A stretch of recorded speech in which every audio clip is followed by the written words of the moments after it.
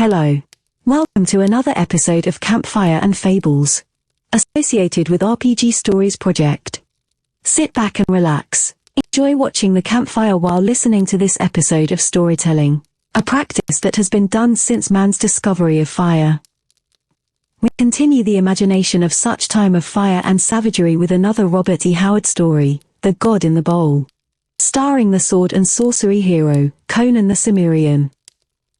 Rejected by Weird Tales magazine, the short story would be published in a sci-fi pulp magazine called Space Science Fiction, in Volume 1 Number 2, September 1952. Unlike other Conan stories, of action and adventure, The God in the Bowl is described as an anti-detective or a primitive detective story, where Conan is accused of murder, and Demetrio, a Numalian inquisitor, is forced to solve the case to avoid a wrath of the barbarian's resistance of an arrest.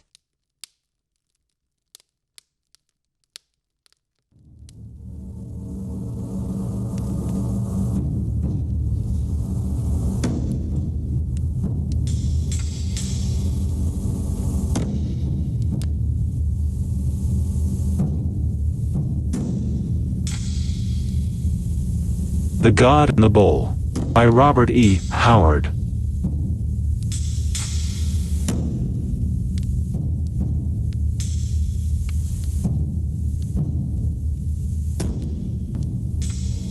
Erust the watchman grasped his crossbow with shaky hands, and he felt beads of clammy perspiration on his skin as he stared at the unlovely corpse sprawling on the polished floor before him.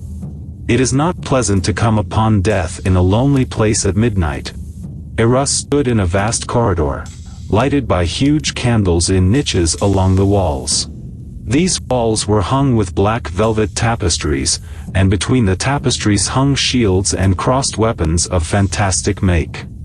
Here and there, too, stood figures of curious gods' images carved of stone or rare wood, or cast of bronze, iron or silver mirrored in the gleaming black mahogany floor. Erust shuddered. He had never become used to the place, although he had worked there as watchman for some months. It was a fantastic establishment, the great museum and antique house which men called Calian Publico's Temple, with its rarities from all over the world, and now, in the lonesomeness of midnight, Erust stood in the great silent hall and stared at the sprawling corpse that had been the rich and powerful owner of the temple. It entered even the dull brain of the watchman that the man looked strangely different now than when he rode along the Palian way in his golden chariot, arrogant and dominant, with his dark eyes glinting with magnetic vitality. Men who had hated Calian Publico would scarcely have recognized him now, as he lay like a disintegrated ton of fat, his rich robe half torn from him, and his purple tunic awry. His face was blackened, his eyes almost starting from his head, and his tongue lolled blackly from his gaping mouth. His fat hands were thrown out as in a gesture of curious futility. On the thick fingers gems glittered. "Why didn't they take his rings?" muttered the watchman uneasily. Then he started and glared, the short hairs prickling at the nape of his neck. Through the dark silken hangings that masked one of the many doorways opening into the hallway, came a figure. Erust saw a tall, powerfully built youth, naked but for a loincloth, and sandals strapped high about his ankles. His skin was burned brown as by the suns of the wastelands, and Erust glanced nervously at the broad shoulders, massive chest and heavy arms. A single look at the moody, broad-browed features told the watchman that the man was no Nemedian. From under a mop of unruly black hair smoldered a pair of dangerous blue eyes. A long sword hung in a leather scabbard at his girdle. Erust felt his skin crawl, and he fingered his crossbow tensely, of half a mind to drive a bolt through the stranger's body without parley, yet fearful of what might happen if he failed to inflict death at the first shot. The stranger looked at the body on the floor more in curiosity than surprise. "Why did you kill him?" asked Erust nervously. The other shook his tousled head. "I didn't kill him," he answered, speaking Nemedian with a barbaric accent. "Who is he?" "Calian Publico," replied Erust, edging back. A flicker of interest showed in the moody blue eyes. "The owner of the house." "Aye." Eruss had edged his way to the wall, and now he took hold of a thick velvet rope which swung there, and jerked it violently. From the street outside sounded the strident clang of the bell that hung before all shops and establishments to summon the watch. The stranger started. Why did you do that? He asked. It will fetch the watchman. I am the watchman, knave, answered Eruss, bracing his rocking courage. Stand where you are. Don't move or I'll loose a bolt through you. His finger was on the trigger of his arbalest, the wicked square head of the quarrel leveled full on the other's broad breast. The stranger scowled, and his dark face was lowering. He showed no fear, but seemed to be hesitating in his mind as to whether he should obey the command or chance a sudden break of some kind. Eruss licked his lips and his blood turned cold as he plainly saw indecision struggle with a murderous intent in the foreigner's cloudy eyes. Then he heard a door crash open, and a medley of voices, and he drew a deep breath of amazed thankfulness. The stranger tensed and glared worriedly, like a startled hunting beast, as half a dozen men entered the hall. All but one wore the scarlet tunic of the Nemalian police, were girt with stabbing swords and carried Bill's long-shafted weapons, half pike, half axe. What devil's work is this? Exclaimed the foremost man, whose cold gray eyes and lean keen features, no less than his civilian garments, set him apart from his burly companions. By Mitra, Demetrio, exclaimed Eruss thankfully. Fortune is assuredly with me tonight. I had no hope that the watch would answer the summons so swiftly or that you would be with them. I was making the rounds with Dionys, answered Demetrio. We were just passing the temple when the watch bell clanged. But who is this? Mitra, the master of the temple himself. No other, replied Eruss. And foully murdered. It is my duty to walk about the building steadily all night, because, as you know, there is an immense amount of wealth stored here. Callian Publico had rich patrons, scholars, princes and wealthy collectors of rarities. Well, only a few minutes ago I tried the door which opens on the portico, and found it to be only bolted. The door is provided with a bolt, which works both from within or without, and a great lock which can be worked only from without. Only Callian Publico had a key to that, the key which you see now hanging at his girdle. Naturally my suspicions were roused, for Callian Publico always locks the door with the great lock when he closes the temple. And I had not seen him return since he left earlier in the evening for his villa in the eastern suburbs of the city. I have a key that works the bolt. I entered and found the body lying as you see. I have not touched it. So, Demetrio's keen eyes swept the somber stranger. And who is this? The murderer, without doubt, cried Eruss. He came from the door yonder. He is a northern barbarian of some sort, a Hyperborean or a Bossonian, perhaps. Who are you? asked Demetrio. I am Conan, answered the barbarian. I am a Sumerian. Did you kill this man? The Sumerian shook his head. Answer me, snapped the questioner. An angry glint rose in the moody blue eyes. I am no dog, he replied resentfully. Oh, an insolent fellow, sneered Demetrio's companion, a big man wearing the insignia of prefect of police. An independent cur, one of these citizens with rights, eh? I'll soon knock it out of him. Here, you, come clean. Why did you murder? Just a moment, Dionys, ordered Demetrio curtly. Fellow, I am chief of the Inquisitorial Council of the city of Namalia. You had best tell me why you are here, and if you are not the murderer, prove it. The Sumerian hesitated. He was not afraid, but slightly bewildered, as a barbarian always is when confronted by the evidence of civilized networks and systems, the workings of which are so baffling and mysterious to him. While he's thinking it over, Demetrio, turning to Eruss. Tell me, did you see Callian Publico leave the temple this evening? No, he's usually gone when I arrive to begin my sentry go. But the great door was bolted and locked. Would he have entered the building again without your having seen him? Why, it's possible, but hardly probable. The temple is large, and I walk clear around it in a few minutes. If he had returned from his villa, he would of course have come in his chariot, for it is a long way, and whoever heard of Callian Publico traveling otherwise? Even if I had been on the other side of the temple, I'd have heard the wheels of the chariot on the cobblestones, and I've heard no such thing, nor seen any chariots, except those which always pass along the streets just at dusk. And the door was locked earlier in the night? I'll swear to it. I tried doors several times during the night. The door was locked on the outside until perhaps half an hour ago. That was the last time I tried it, until I found it unlocked. You heard no cries or struggles? No. But that's not strange. The walls of the temple are so thick, they're practically soundproof, an effect increased by the heavy hangings. Why go to all this trouble of questions and speculations? Complained the burly prefect. It's much easier to beat a confession out of a suspect. Here's our man, no doubt about it. Let's take him to the court of justice. I'll get a statement if I have to smash his bones to pulp. Demetrio looked at the barbarian. You understand what he said? What have you to say? That any man who touches me will quickly be greeting his ancestors in hell. The Cimmerian ground between his powerful teeth, his eyes glinting quick flames of dangerous anger. Why did you come here, if not to kill this man? Pursued Demetrio. I came to steal, Sullenly answered the other. Steal what? Rapped the Inquisitor. food. The reply came after an instant's hesitation. That's a lie. Snapped Demetrio. You knew there was no food here. Don't lie to me. Tell me the truth or... The Cimmerian laid his hand on his sword hilt, and the gesture was as fraught with menace as the lifting of a tiger's lip to bare his fangs. Save your bullying for the fools who fear you. He growled, blue fires smoldering in his eyes. I'm no city-bred Nemedian to cringe before your hired dogs. I've killed better men than you for less than this. Dionys, who had opened his mouth to bellow in wrath, closed it suddenly. The watchmen shifted their bills uncertainly and glanced at Demetrio for orders. They were struck speechless at hearing the all-powerful police thus bearded and expected a command to seize the barbarian. But Demetrio did not give it.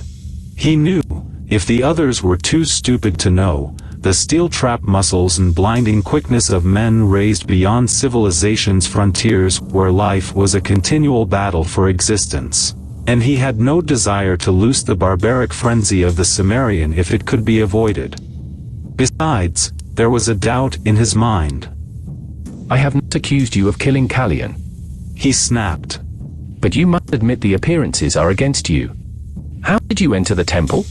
I hid in the shadows of the warehouse which stands behind this building. Conan answered grudgingly. When this dog, Jerking a thumb at a ruse passed by and rounded the corner, I ran quickly to the wall and scaled it. A lie. broke in Irus. No man could climb that straight wall. Did you ever see a Cimmerian scale a sheer cliff? Asked Demetrio impatiently. I am conducting this investigation. Go on, Conan. The corner is decorated with carvings. Said the Cimmerian. It was easy to climb. I gained the roof before this dog came around the building again. I went across the roof until I came upon a trapdoor which was fastened with an iron bolt that went through it and was locked on the inside. I was forced to hew the bolt in twain with my sword. Irus, remembering the thickness of that bolt, gulped involuntarily and moved further back from the barbarian, who scowled abstractedly at him, and continued. I feared the noise might wake somebody, but it was a chance I had to take. I passed through the trapdoor and came into an upper chamber. I didn't pause there, but came straightway to the stair. How did you know where the stair was? Snapped the Inquisitor. I know that only Callian servants and his rich patrons were ever allowed in those upper rooms. A dogged stubbornness shadowed Conan's eyes and he remained silent. What did you do after you reached the stair? Demanded Demetrio. I came straight down it. Muttered the Cimmerian. It led into the chamber behind yonder curtained door. As I came down the stairs I heard the noise of the door being opened. When I looked through the hangings I saw this dog standing over the dead man. Why did you come from your hiding place? It was dark when I saw the watchman outside the temple. When I saw him here I thought he was a thief too. It was not until he jerked the watch bell rope and lifted his bow that I knew he was the watchman. But even so, persisted the Inquisitor. Why did you reveal yourself? I thought perhaps he had come to steal what? The Cimmerian checked himself suddenly as if he had said too much. You had come after yourself. Finished Demetrio. You have told me more than you intended. You came here with a definite purpose. You did not, by your own admission, tarry in the upper rooms, where the richest goods are generally stored. You knew the plan of the building. You were sent here by someone who knows the temple well to steal some special thing. To kill Calian Publico, exclaimed Dionys. Mitra, we've hit it. Grab him, men. We'll have a confession before morning. The heathen curse. Conan leaped back, whipping out his sword with a viciousness that made the keen blade hum. Back, if you value your dog lives, he snarled, his blue eyes blazing. Because you dared to torture shopkeepers and strip and beat harlots to make them talk. Don't think you can lay your fat paws on a hillman. I'll take some of you to hell with me. Fumble with your bow, watchman. I'll burst your guts with my heel before this night's work is over. Wait, interposed Demetrio. Call your dogs off, Dionys. I'm not convinced that he is the murderer. You fool, he added in a whisper. Wait until we can summon more men, or trick him into laying down his sword. Demetrio did not wish to forego the advantage of his civilized mind by allowing matters to change to a physical basis, where the wild beast ferocity of the barbarian might even balance the odds against him. Very well, grunted Dionys grudgingly. Fall back, men, but keep an eye on him. Give me your sword, said Demetrio. Take it if you can, snarled Conan. Demetrio shrugged his shoulders. Very well. But don't try to escape. For men with crossbows watch the house on the outside. We always throw a cordon about a house before we enter it. The barbarian lowered his blade, though he only slightly relaxed the tense watchfulness of his attitude. Demetrio turned again to the corpse. Strangled, he muttered. Why strangle him when a sword stroke is so much quicker and surer? These Cimmerians are a bloody race, born with a sword in their hand, as it were. I never heard of them killing a man in this manner. Perhaps to divert suspicion, muttered Dionys. Possibly. He felt the body with experienced hands. Dead possibly half an hour, he muttered. If Conan tells the truth about when he entered the temple, he would hardly have had time to commit the murder before Eris entered. But he may be lying. He might have broken in earlier. I climbed the wall after Ars made the last round, Conan growled. So you say.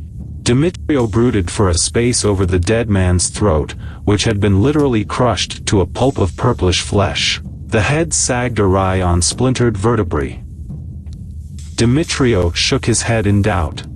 Why did a murderer use a pliant cable apparently thicker than a man's arm? He muttered. And what terrible constriction was applied to so crush the man's heavy neck?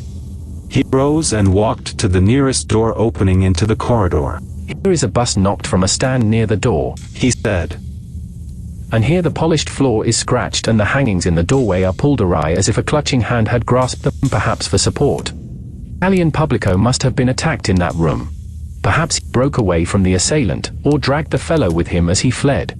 Anyway, he ran staggeringly out into the corridor where the murderer must have followed and finished him. And if this heathen isn't the murderer, where is he? Demanded the prefect. I haven't exonerated the Cimmerian yet, snapped the Inquisitor. But we'll investigate that room and that. He halted and wheeled, listening. From the street had sounded a sudden rattle of chariot wheels, which approached rapidly, then ceased abruptly. Dionys, snapped the Inquisitor. Send 2 men to find that chariot. Bring the driver here. From the sound, said Eris, who was familiar with all the noises of the street. I'd say it stopped in front of Promero's house, just on the other side of the silk merchant's shop. Who is Promero? Asked Demetrio. Calian Publico's chief clerk. Bring him here with the chariot driver. Snapped Demetrio. We'll wait until they come before we examine that room. 2 guardsmen clomped away. Demetrio still studied the body. Dionys, Eris, and the remaining policemen watched Conan, who stood, sword in hand, like a bronze figure of brooding menace. Presently sandaled feet re-echoed outside, and the 2 guardsmen entered with a strongly built, dark-skinned man in the helmet and tunic of a charioteer, with a whip in his hand. And a small, timid-looking individual, typical of that class which, risen from the ranks of artisans, supplies right-hand men for wealthy merchants and traders. This one recoiled with a cry from the sprawling bulk on the floor. Oh, I knew evil would come of this. You are Promero, the clerk, I suppose. And you? Inero, Callian Publico's charioteer. You do not seem overly moved at the sight of his corpse, observed Demetrio. Why should I be moved? The dark eyes flashed. Someone has only done what I dared not. So, murmured the Inquisitor. Are you a free man? Inero's eyes were bitter as he drew aside his tunic, showing the brand of the debtor-slave on his shoulder. Did you know your master was coming here tonight? No. I brought the chariot to the temple this evening for him as usual. He entered it and I drove toward his villa. But before we came to the Palian Way, he ordered me to turn and drive him back. He seemed much agitated in his mind. And did you drive him back to the temple? No. He bade me stop at Promero's house. There he dismissed me, ordering me to return there for him shortly after midnight. What time was this? Shortly after dusk. The streets were almost deserted. What did you do then? I returned to the slave quarters where I remained until it was time to return to Promero's house. I drove straight there. And your men seized me as I talked with Promero in his door. You have no idea why Callian went to Promero's house? He didn't speak of his business to his slaves. Demetrio turned to Promero. What do you know about this? Nothing. The clerk's teeth chattered as he spoke. Did Callian Publico come to your house as the charioteer says? Yes. How long did he stay? Only a few minutes. Then he left. Did he come from your house to the temple? I don't know. The clerk's voice was shrill with taut nerves. Why did he come to your house? To talk matters of business with me. You're lying, snapped Demetrio. Why did he come to your house? I don't know anything. Promero was growing hysterical. I had nothing to do with it. Make him talk, Dionys. Snapped Demetrio, and Dionys grunted and nodded to one of his men who, grinning savagely, moved toward the two captives. Do you know who I am? He growled, thrusting his head forward and staring domineeringly at his shrinking prey. You were Posthumo, answered the charioteer sullenly. You gouged out a girl's eye in a court of justice because she wouldn't give you information incriminating her lover. Always get what I go after, bellowed the guardsman, the veins in his thick neck swelling, and his face growing purple, as he seized the wretched clerk by the collar of his tunic, twisting it so the man was half strangled. Speak up, you rat, he growled. Answer the Inquisitor. Oh, Mitra, mercy! Screamed the wretch. I swear that. Posthumo slapped him terrifically first on one side of the face and then on the other, and continued the interrogation by flinging him to the floor and kicking him with vicious accuracy. Mercy, moaned the victim. I'll tell anything. Then get up, you cur, roared Posthumo, swelling with self-importance. Don't lie whining. Dionys cast a quick glance at Conan to see if he were properly impressed. You see what happens to those who cross the police, he said. The Cimmerian spat with a sneer of cruel contempt for the moaning clerk. He's a weakling and a fool. He growled. Let one of you touch me and I'll spill his guts on the floor.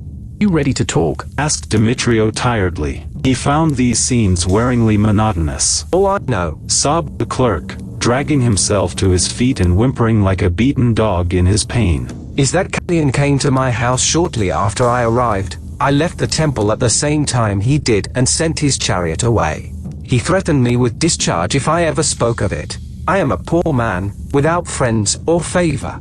Without my position with him, I would starve. What's that to me? Snapped Demetrio. How long did he remain at your house? Until perhaps half an hour before midnight. Then he left, saying that he was going to the temple and would return after he had done what he wished to do there. What was he going to do there? Promero hesitated at revealing the secrets of his dreaded employer, then a shuddering glance at Posthumo, who was grinning evilly as he doubled his huge fist, opened his lips quickly. There was something in the temple he wished to examine. But why did he come here alone in so much secrecy? Because it was not his property. It arrived in a caravan from the south, at dawn. The men of the caravan knew nothing of it, except that it had been placed with them by the men of a caravan from Stygia, and was meant for Calanthes of Hanyamar, priest of Ibis. The master of the caravan had been paid by these other men to deliver it directly to Calanthes, but he's a rascal by nature, and wished to proceed directly to Aquilonia, on the route to which Hanyamar does not lie. so he asked if he might leave it in the temple until Calanthes could send for it.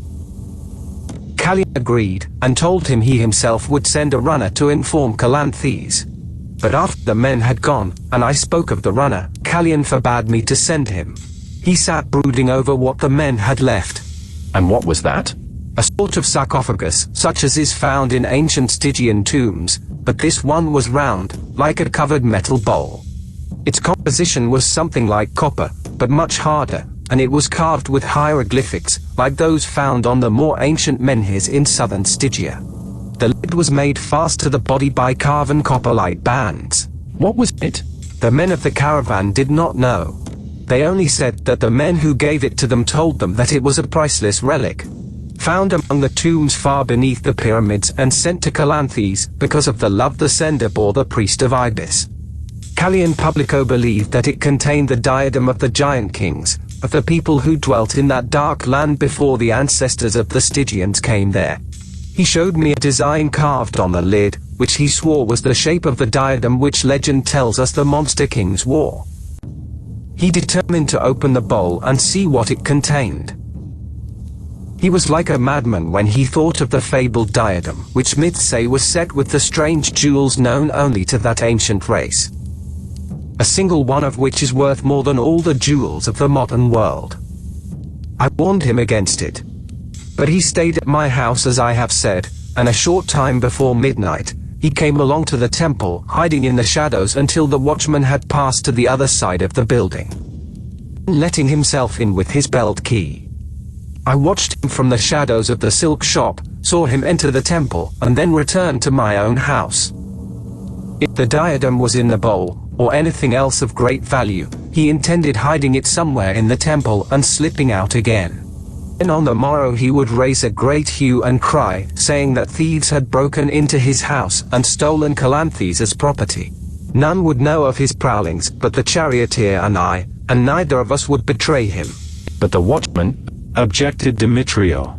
Callian did not intend being seen by him. He planned to have him crucified as an accomplice of the thieves, answered Promero. Irus gulped and turned pale as this duplicity of his employer came home to him. Where is this sarcophagus? asked Demetrio. Promero pointed, and the Inquisitor grunted. So, very room in which Callian must have been attacked. Promero turned pale and twisted his thin hands. Why should a man in Stygia send Calanthes a gift? Ancient gods and queer mummies have come up the caravan roads before, but who loves the priest of Ibis so well in Stygia, where they still worship the archdemon Set who coils among the tombs in the darkness? The god Ibis has fought Set since the first dawn of the earth, and Calanthes has fought Set's priests all his life. There is something dark and hidden here. Show us this sarcophagus, commanded Demetrio, and Promero hesitantly led the way. All followed, including Conan, who was apparently heedless of the wary eye the guardsmen kept on him, and seemed merely curious. They passed through the torn hangings and entered the room, which was rather more dimly lighted than the corridor. Doors on each side gave into other chambers, and the walls were lined with fantastic images, gods of strange lands and far peoples. And Promero cried out sharply, "Look, the bowl! It's open and empty!" In the center of the room stood a strange black cylinder, nearly 4 feet in height, and perhaps 3 feet in diameter at its widest circumference, which was halfway between the top and bottom. The heavy carven lid lay on the floor, and beside it a hammer and a chisel. Demetrio looked inside, puzzled an instant over the dim hieroglyphs, and turned to Conan. Is this what you came to steal? The barbarian shook his head. How could I bear it away? It is too big for one man to carry. The bands were cut with this chisel, mused Demetrio, and in haste. There are marks where misstrokes of the hammer dented the metal. May assume that Callian opened the bowl. Someone was hiding nearby, possibly in the hangings in the doorway. When Callian had the bowl open, the murderer sprang on him. Or he might have killed Callian and opened the bowl himself. This is a grisly thing, shuddered the clerk. It's too ancient to be holy. Who ever saw metal like it in a sane world? It seems less destructible than Aquilonian steel, yet see how it is corroded and eaten away in spots. Look at the bits of black mold clinging in the grooves of the hieroglyphics. They smell as earth smells from far below the surface. And look here on the lid. The clerk pointed with a shaky finger. What would you say it is? Demetrio bent closer to the carven design. Say it represents a crown of some sort. He grunted. No, Exclaimed Promero. I warned Callion, but he would not believe me. It is a scaled serpent coiled with its tail in its mouth. It is the sign of Set, the old serpent, the god of the Stygians. This bowl is too old for a human world. It is a relic of the time when Set walked the earth in the form of a man. The race which sprang from his loins laid the bones of their kings away in such cases as these, perhaps. And you'll say that those mouldering bones rose up and strangled Callion Publico and then walked away, perhaps. Derided Demetrio. It was no man who was laid to rest in that bowl. Whispered the clerk, his eyes wide and staring. What human could lie in it? Demetrio swore disgustedly. If Conan is not the murderer, He snapped. the slayer is still somewhere in this building. Dionys and Eris, remain here with me, and you 3 prisoners stay here too. The rest of you search the building. The murderer could only have escaped if he got away before Eris found the body by the way Conan used in entering, and in that case the barbarian would have seen him, if he's telling the truth. I saw no one but this dog. Growled Conan, indicating Eris. Of course not, because you're the murderer. Said Dionys. We're wasting time, but we'll search the building as a formality. And if we find no one, I promise you shall burn. Remember the law, my black-haired savage. He mines for killing a commoner, you hang for killing a tradesman, and for murdering a rich man, you burn. Conan answered with a wicked lift of his lip, baring his teeth, and the men began their search. The listeners in the chamber heard them stamping upstairs and down, moving objects, opening doors and bellowing to one another through the rooms. Conan, Said Demetrio. you know what it means if they find no one? I didn't kill him. Snarled the Cimmerian. If he had sought to hinder me, I'd have split his skull. But I did not see him until I saw his corpse. I know that someone sent you here tonight, to steal at least. Said Demetrio. By your silence you incriminate yourself in this murder as well. You had best speak. Mere fact of your being here is sufficient to send you to the mines for 10 years, anyhow, whether you admit your guilt or not. But if you tell the whole tale, you may save yourself from the stake. Well, Answered the barbarian grudgingly. I came here to steal the Zomorian diamond goblet.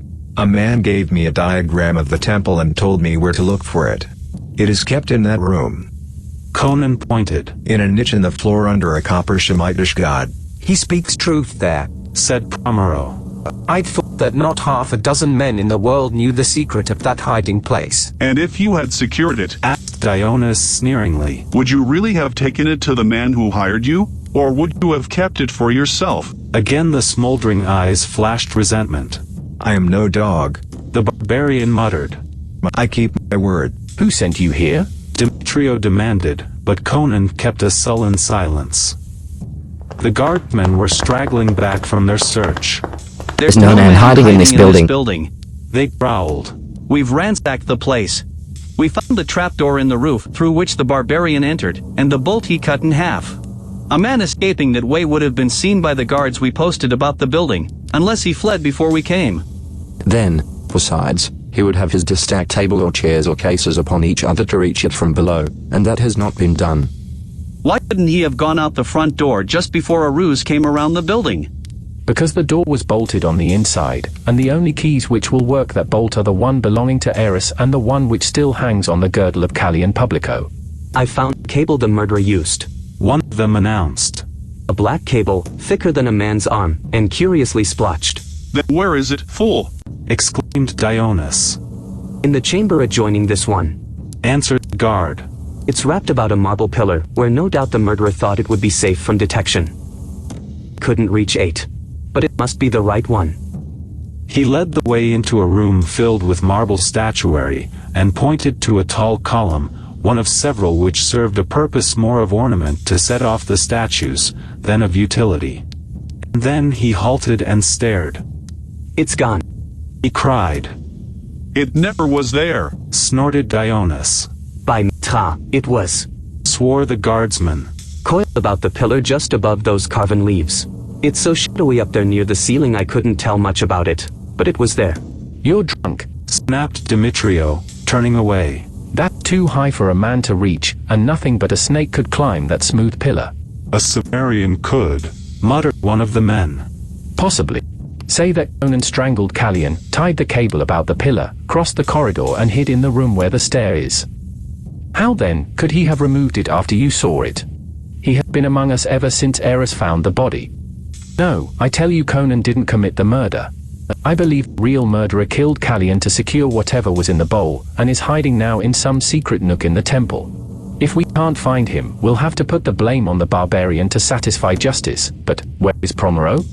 They had returned to the silent body in the corridor. Dionys bellowed threateningly for Promero, and the clerk came suddenly from the room in which stood the empty bowl. He was shaking and his face was white. What now, man? Exclaimed Demetrio irritably. I found a symbol on the bottom of the bowl, chattered Promero. Not an ancient hieroglyphic, but a symbol recently carved. The mark of Thothamorn, the Stygian sorcerer, Calanthes' deadly foe. He found it in some grisly cavern below the haunted pyramids. The gods of old times did not die. As men died they fell into long sleeps, and their worshippers locked them in sarcophagi so that no alien hand might break their slumbers. Thothamorn sent death to Calanthes. Callion's greed caused him to loose the horror, and it is lurking somewhere near us even now. It may be creeping upon us. You gibbering fool! Roared Dionys disgustedly, striking him heavily across the mouth. Dionys was a materialist, with scant patience for eerie speculations. Well, Demetrio, he said, turning to the Inquisitor. I see nothing else to do other than to arrest this barbarian. Look! The Sumerian cried out suddenly and they wheeled. He was glaring toward the door of a chamber that adjoined the room of statues. Look! He exclaimed. I saw something move in that room. I saw it through the hangings. Something that crossed the floor like a long dark shadow. Bah! Snorted Posthumo. We searched that room. He saw something. Promero's voice shrilled and cracked with hysterical excitement. Place is accursed. Something came out of the sarcophagus and killed Callion Publico. It hid from you where no human could hide, and now it is in that room. Mitra, defend us from the powers of darkness. I tell you it was one of Set's children in that grisly bowl. He caught Dionys's sleeve with claw-like fingers. You must search that room again. Prefect shook him off disgustedly, and Posthumo was inspired to a flight of humor. You shall search it yourself, clerk, he said, grasping Promero by neck and girdle, and propelling the screaming wretch forcibly toward the door, outside of which he paused and hurled him into the room so violently the clerk fell and lay half-stunned. Enough of this, growled Dionys, eyeing the silent Sumerian. The prefect lifted his hand. Conan's eyes began to burn bluely, and a tension crackled in the air, when an interruption came. A guardsman entered, dragging a slender, richly dressed figure. I saw him slinking about the back of the temple, quoth the guard, looking for commendation. Instead he received curses that lifted his hair. Release that gentleman, you bungling fool, swore the prefect. Don't you know Astrius Botanius, the nephew of the city's governor? The abashed guard fell away and the foppish young nobleman brushed his embroidered sleeve fastidiously. Save your apologies, good Dionys. He lisped affectedly. All in line of duty, I know. I was returning from a late revel and walking to rid my brain of the wine fumes. What have we here? By Mitra, is it murder? Murder it is, my lord, answered the prefect.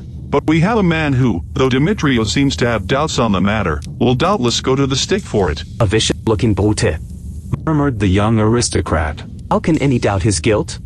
I have never seen such a villainous countenance before. Yes, you have, you scented dog, snarled the Sumerian. When you hired me to steal the Zamorian goblet for you.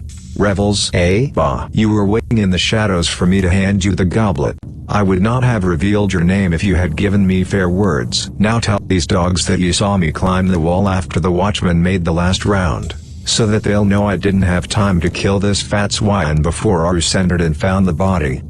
Demetrio looked quickly at Astrius, who did not change color. What he says is true, my lord, said the Inquisitor. It clears him of the murder, and we can easily hush up the matter of attempted theft. He's due 10 years at hard labor for housebreaking, but if you say the word, we'll arrange for him to escape and none but us will ever know anything about it. I understand. You wouldn't be the first young nobleman who had to resort to such things to pay gambling debts and the like. You can rely on our discretion." Conan looked at the young nobleman expectantly, but Astrius shrugged his slender shoulders and covered a yawn with a delicate white hand. "I know him not," he answered. "He is mad to say I hired him. Let him take his just deserts. He has a strong back and the toil in the mines will be well for him." Conan's eyes blazed and he started as if stung. The guards tensed, grasping their bills, then relaxed as he dropped his head suddenly, as if in sullen resignation.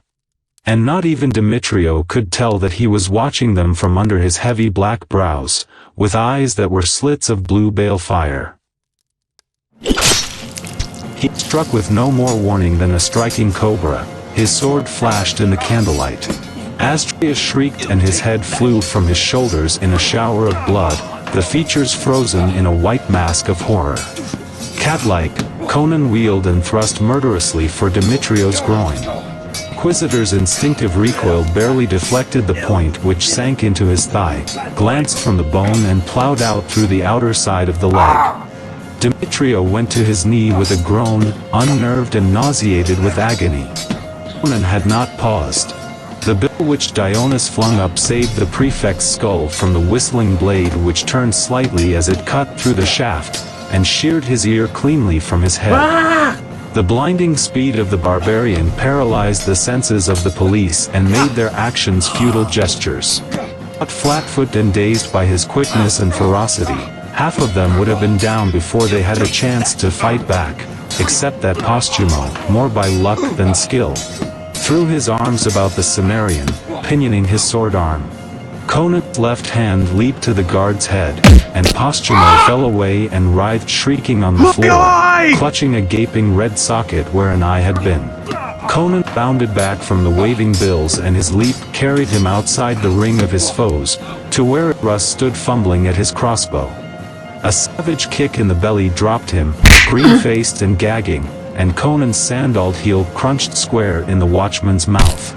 The wretch screamed through a ruin of splintered teeth, blowing bloody froth from his mangled lips.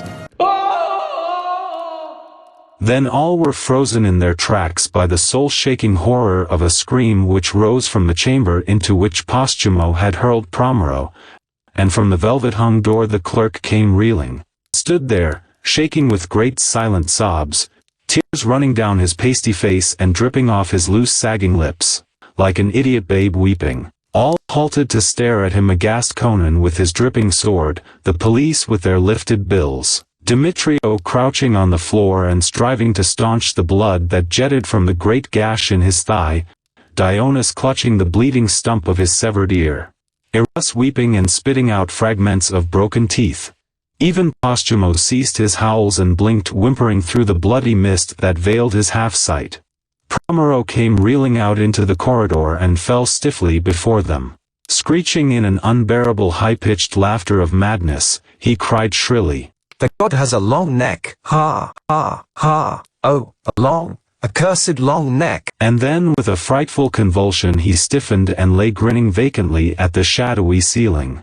"He's dead," whispered Dionys, oddly, forgetting his own hurt, and the barbarian who stood with his dripping sword so near him. He bent over the body, then straightened, his eyes flaring. "He's not wounded. Mitra's name, what is in that chamber?" Then horror swept over them and they ran screaming for the outer door, jammed there in a clawing shrieking mob, and burst through like madmen. Eros followed and the half-blind Posthumo struggled up and blundered blindly after his fellows, squealing like a wounded pig and begging them not to leave him behind. He fell among them and they knocked him down and trampled him, screaming in their fear. But he crawled after them, and after him came Demetrio. The Inquisitor had the courage to face the unknown, but he was unnerved and wounded, and the sword that had struck him down was still near him. Grasping his blood-spurting thigh, he limped after his companions. Police, charioteer and watchman, wounded or whole, they burst screaming into the street, where the men watching the building took panic and joined in the flight, not waiting to ask why. Conan stood in the great corridor alone, save for the corpses on the floor. The barbarian shifted his grip on his sword and strode into the chamber. It was hung with rich silken tapestries, silken cushions and couches lay strewn about in careless profusion, and over a heavy gilded screen a face looked at the Cimmerian. Conan stared in wonder at the cold classic beauty of that countenance, whose like he had never seen among the sons of men. Neither weakness nor mercy nor cruelty nor kindness, nor any other human emotion was in those features. They might have been the marble mask of a god, carved by a master hand, except for the unmistakable life in them, life cold and strange, such as the Cimmerian had never known and could not understand. He thought fleetingly of the marble perfection of the body which the screen concealed. It must be perfect, he thought, since the face was so inhumanly beautiful. But he could see only the godlike face, the finely molded head which swayed curiously from side to side. The full lips opened and spoke a single word in a rich, vibrant tone that was like the golden chimes that ring in the jungle-lost temples of Kitai. It was an unknown tongue, forgotten before the kingdoms of man arose, but Conan knew that it meant, "Come." The Cimmerian came, with a desperate leap and a humming slash of his sword. The beautiful head rolled from the top of the screen in a jet of dark blood and fell at his feet, and he gave back, fearing to touch it. Then his skin crawled, for the screen shook and heaved with the convulsions of something behind. Conan had seen and heard men die by the scores, and never had he heard a human being make such sounds in the death throes. There was a thrashing, floundering noise, as if a great cable were being lashed violently about. At last the movement ceased and Conan looked gingerly behind the screen. Then the full horror of it all rushed over the Cimmerian, and he fled, nor did he slacken his headlong flight until the spires of Numalia faded into the dawn behind him. The thought of Set was like a nightmare, and the children of Set who once ruled the earth and who now sleep in their night caverns far below the black pyramids. Behind that gilded screen there had been no human body, only the shimmering, headless coils of a gigantic serpent. The end. This will conclude with this episode.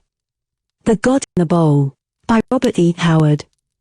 Please help this project to continue providing the stories by following, subscribed, and sharing. Until the next story, thank you from Campfire and Fables.